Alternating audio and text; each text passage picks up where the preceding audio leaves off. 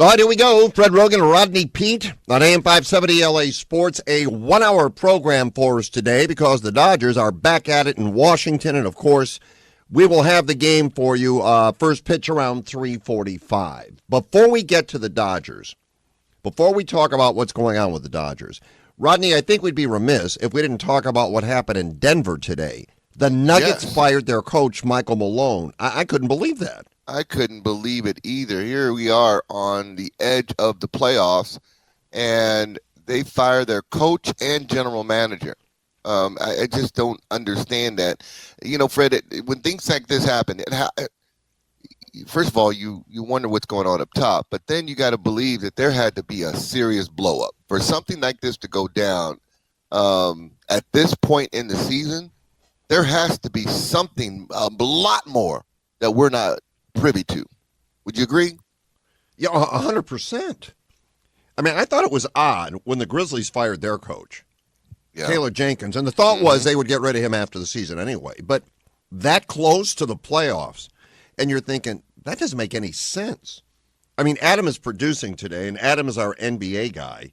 Adam, I don't understand what happened here. Do you have any insight into what may have happened?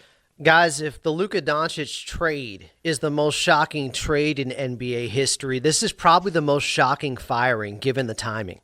We're talking about a guy who is less than 2 years removed from leading them to a championship in 2023. I know he can be prickly, he can be salty, he can be tough to deal with, but to do this with 3 games left in the regular season for the Denver Nuggets, this is bizarre. Now, something else is going on behind the scenes, but this screams we need a complete makeover. We've lost 4 games in a row. They've lost to some good teams. They had that bad loss in double overtime to the Minnesota Timberwolves, guys, where Russell Westbrook smoked that layup and then fouled a 3-point shooter to lose that game. It's like, how much of this is just hinging off that one loss? Like, was that the straw that broke the camel's back?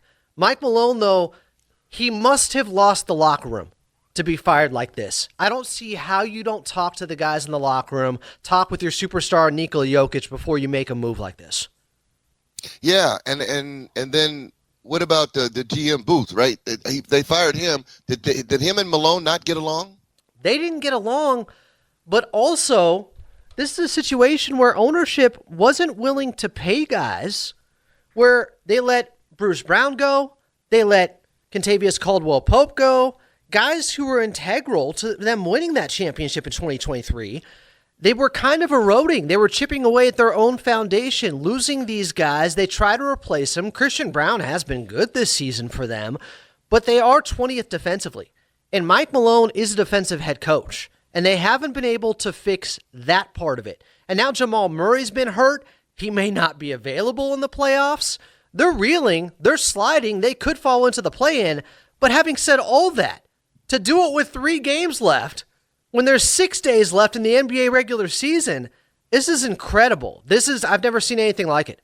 And you said they're sliding, but right now, like with the 4th season, I know there's a logjam right there with the 4 through 8.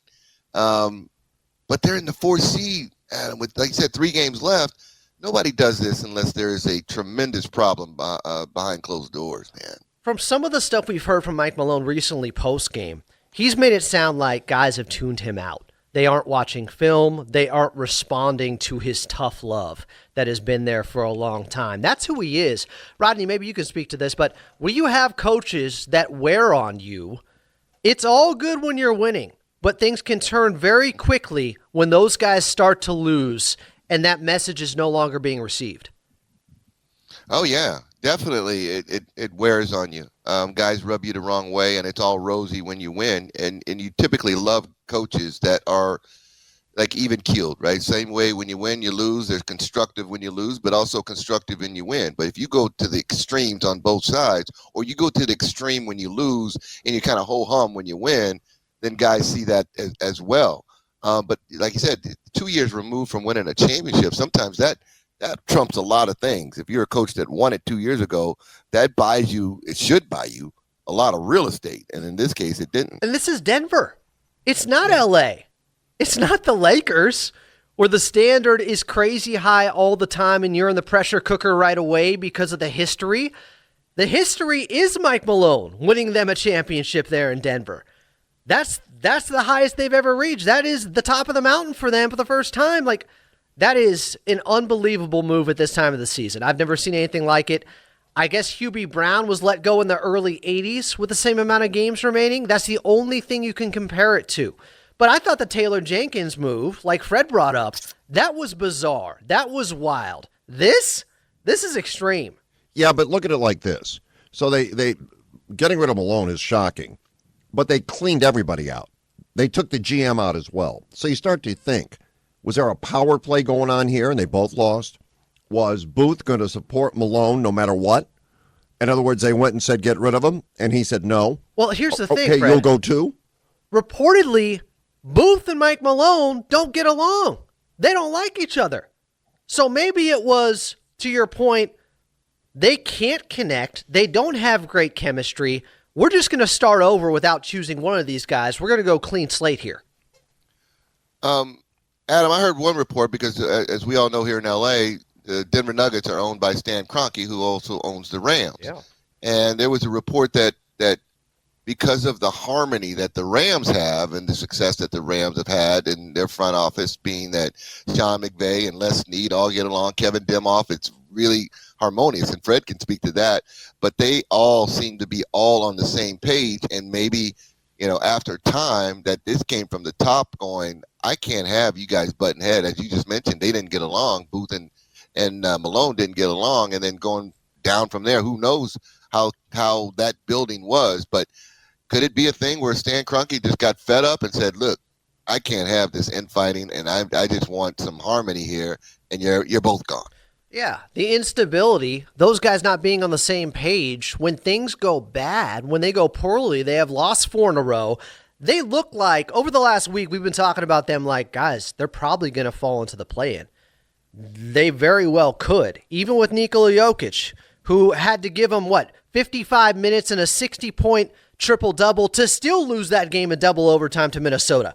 He can't save them right now because they don't have Jamal Murray. So they're probably just thinking, like, if we can just light a fire at the very end of this season. But I can only think of 2 examples where you switched out the head coach, and it wasn't this late in the season, and those teams went on to win the championship. I'm talking about Ty Lue in 2016 with the Cleveland Cavaliers when David Blatt was let go. And then in 2006, Stan Van Gundy was let go. Pat Riley came in, led the Miami Heat to a championship. But that was much earlier in the season. Not like this. Mm-hmm. This is unbelievable. Yeah, it sounds to me, as we just kind of work it out here, kind of workshop it, Booth and Malone had a problem. They couldn't get along.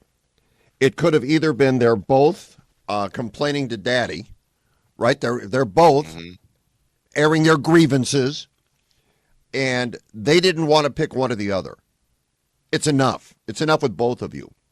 Also, though, and Rodney, because you played, you make a move like this right now.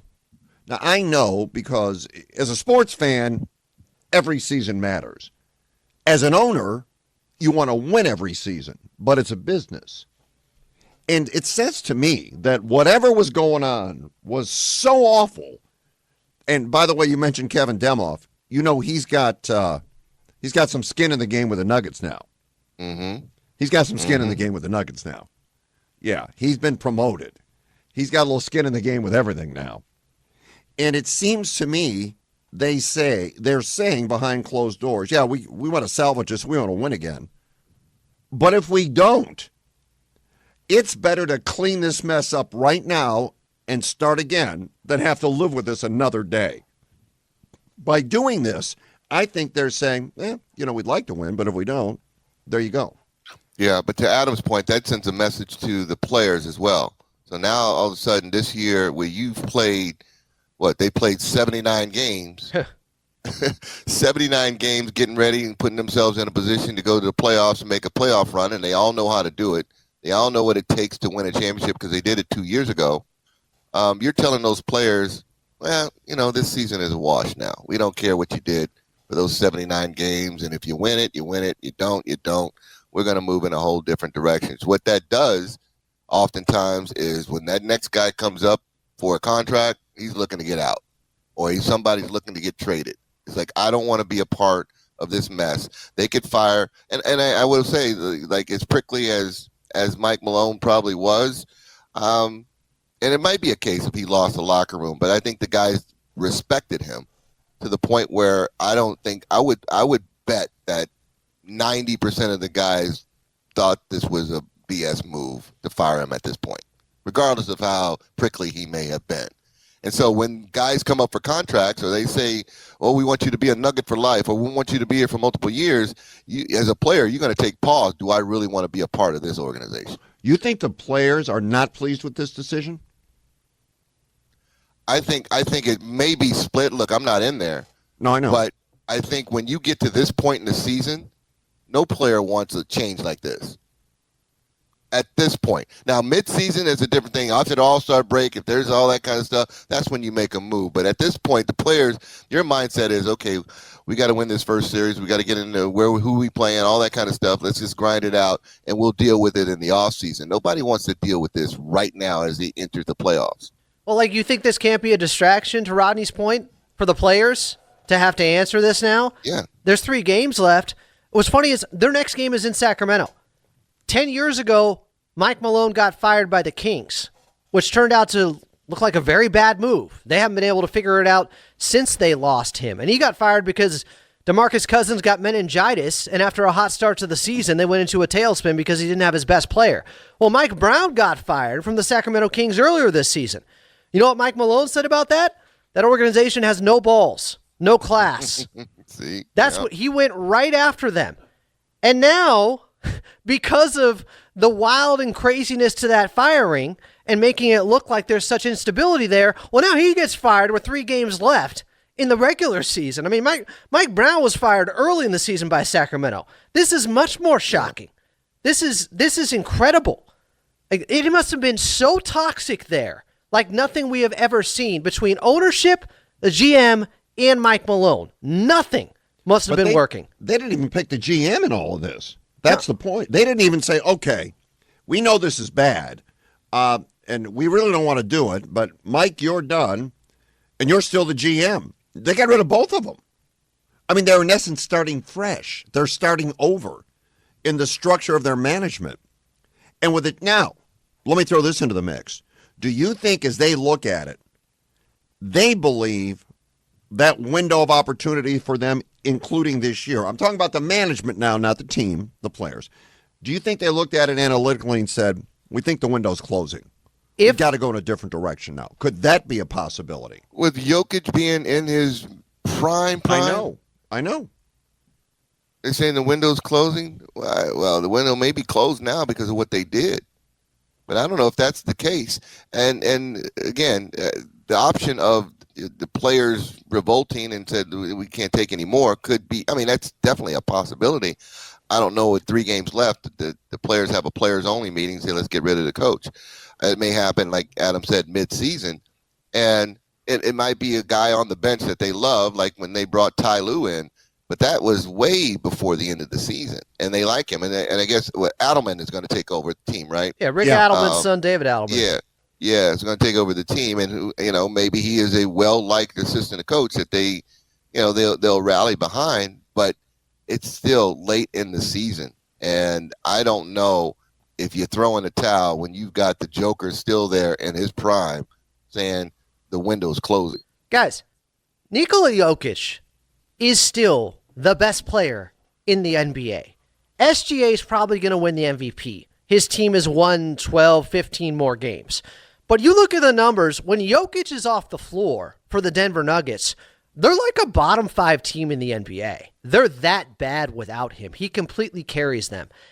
And so the head coach of the best player in the NBA was let go 3 games before the playoffs, where you still feel like, look, I know Denver's in a bad spot currently, but nobody wants to play them still because Nikola Jokic is going to average 42 minutes per game in the playoffs.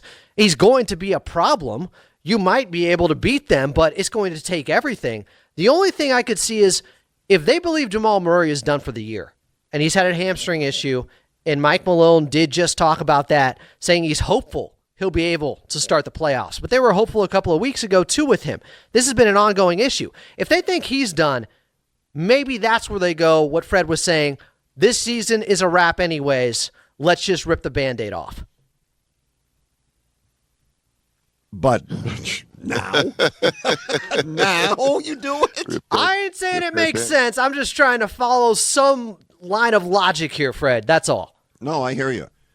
Well, look, I would say this, and maybe it's the incorrect thing to say.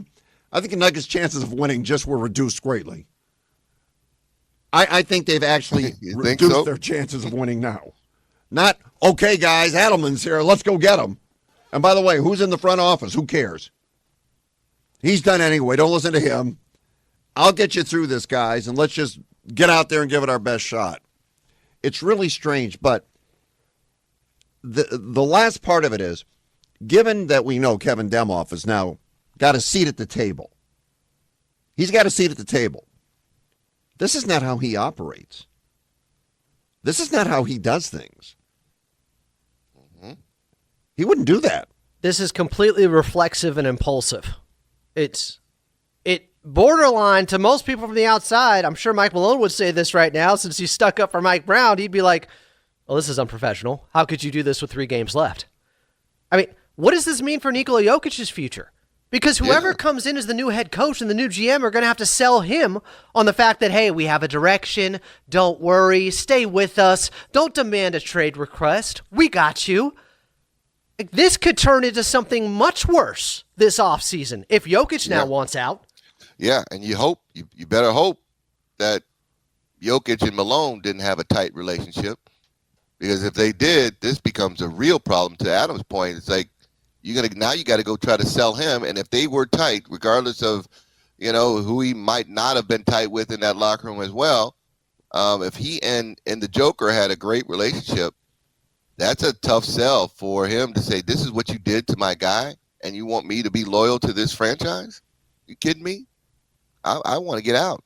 And you're going to start maybe hearing, you would hear that like in the room, there's reports that the Joker wants to be traded.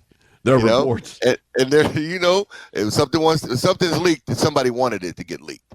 And that's what could happen. So, it's a dangerous game that they're playing. I don't want to call it a game, but it's a dangerous situation that the Nuggets are playing right now. Since we're talking about the Nuggets, we might as well stay on the NBA and the Lakers tonight in Oklahoma City. Well, I don't know if they're the real Lakers. A lot of guys had them on the injury list tonight. Yeah, just a little bit. Everybody is questionable pretty much. Rui Hachimura is already out. Now, we've seen this before, and then LeBron and then Luka are magically available right before tip-off. But I think the Lakers are planning it like this, guys. That game against OKC that they just won, we're cool with that. We proved to ourselves we can beat Oklahoma City. Yeah. And it's probably unlikely we beat them for a second time in OKC in 3 days. So why don't we actually rest and go full force at the Dallas Mavericks in Luka's return tomorrow night? That's the issue. It's the front end of a back-to-back tonight where they're going to Dallas tomorrow. That makes sense. And also, you beat OKC, and again, do you want to give them the revenge of beating you again if you've got all your guys out there? Right. Since you beat them, say, okay, we're going to rest our guys. We don't give them a chance to beat LeBron and Luka and us at full strength and say, that was a fluke or whatever. We came back and blew you out the next night. They're not going to give them that opportunity. And I think you're right. This is a opportunity for Luka to go back to Dallas and them wanting to be at least at full strength as they possibly can for that game, and call it what you will and say it's another game. And I know Anthony Davis is trying to downplay it and say, it doesn't mean much and no big deal, just another game. But for both him and Luka, this is a big deal. This is the biggest game of the season, maybe in the NBA. On the regular season, it is.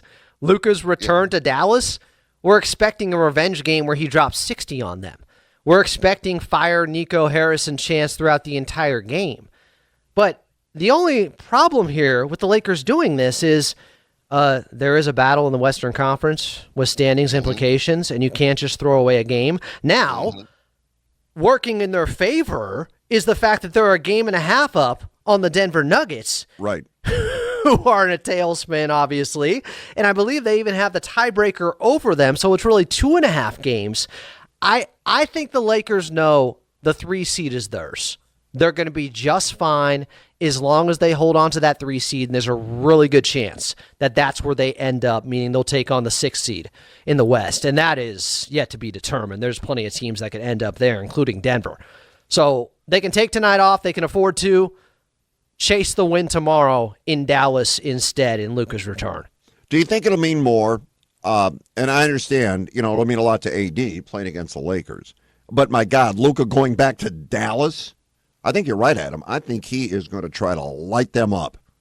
Light them up tomorrow. Oh. Make them know they made a mistake. Just look Nico Harrison directly in the eyes and keep winking at him. Well, here's the thing. The entire fan base is going to be behind Luka in that game. The Dallas Mavericks fan base are rooting for Luka to light them up. They want this to happen. They want to stick it to Nico Harrison. They're still upset. They're still irate, as they should be, with him being traded in the first place. They thought he was going to get a statue eventually next to Dirk's outside the arena. So, really, he's not in enemy territory at all. This is the type of hero's welcome that you can be looking for returning to your old stomping grounds. Luka's going to have everybody behind him. It's him versus Nico in the front office. It has nothing to do with the Dallas Mavericks fans. I don't expect them to boo him at all. I think they're going to give him a standing ovation, guys. Honestly. Oh, yeah. Yeah. Kind of like, AD didn't play when he came to L.A., but L.A. gave him the tribute. I don't know if there would be a tribute in Dallas, but L.A. gave him a tribute, and the fans gave him a standing O. Had he played, I don't know, but they did that. But I think you're right, Adam. I think the Dallas fans are going to go crazy for him. When he steps on that court, or when he runs out for warm-ups, or when he's introduced, they're going to go crazy for him, and that's going to be an ugly look for the front office of Dallas. It's going to be tough. No question about it. And I think it puts AD in a tough spot, too, honestly. How would you like to be Anthony Davis, who is a great guy? Yeah. And very talented. And the entire crowd is now cheering for the person that you were traded for. So no matter what you do, you are not going to be able to live up to that. I mean, AD is going to have to score 57 points, grab 32 rebounds, and have 19 assists. Yeah. And then people will go, oh, my God, now this worked. This is the move we're looking for. And it makes it worse if tomorrow the Lakers go out and blow them out. Could you imagine how bad that's going to be for the Mavericks and the emotion AD will feel? Because not only is he not the most popular guy in the room, despite the fact he was traded for, it's the guy that was traded away. And then if they blow him out, the fans have to sit there and watch this. And it kind of dots the exclamation point about how this is not going to work. This and aren't they on the verge? And aren't the Mavericks right on the verge of the play-in right now? Yeah, they're 10th. I think they're likely going to be in the play-in. Yeah, I'm not even sure. Well, Phoenix just fell apart, and that has helped them. But they're a game behind Sacramento from being the 9th. Neither of them can move up past 9th or 10th. But yes, it looks like Dallas is going to be the play-in, which was part of the reason why AD came back to begin with. And just to show a good face, hey, this is who we traded for. He's available. Look, he's good. He's a star too. He can be really good. But if Luka drops 50 on him and Anthony Davis has 30 points in a 20-point loss to the Lakers, it's not going to matter. There's going to be a revolt tomorrow night. The fan base is going to be livid. And they have been frothing at the mouth waiting for this moment. This is sticking it to Nico. Not just Luka doing it, the entire Dallas Mavericks fan base.